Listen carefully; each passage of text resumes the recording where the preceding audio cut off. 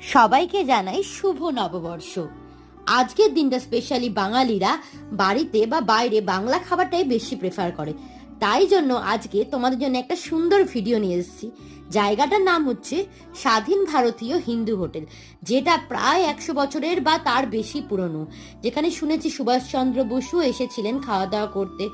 তো এখানে যাওয়া সৌভাগ্য হলো।